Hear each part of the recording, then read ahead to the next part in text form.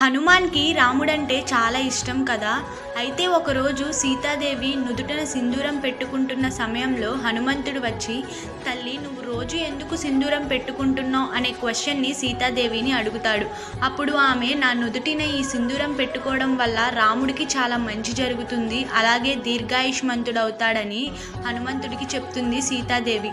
అప్పుడు హనుమంతుడు ఇలా అనుకుంటాడు, "నుదుటున చిన్న బొట్టు పెట్టుకుంటేనే రాముడికి మంచి జరిగితే నేను ఒళ్ళంతా సింధూరం పూసుకుంటాను. అప్పుడు నా రాముడికి ఇంకా ఎక్కువ మంచి జరుగుతుంది" అని ఒక్క నిమిషం కూడా ఆలోచించకుండా ఒళ్ళంతా సింధూరం పూసుకొని రాముడి దగ్గరికి వెళ్తాడు హనుమంతుడు.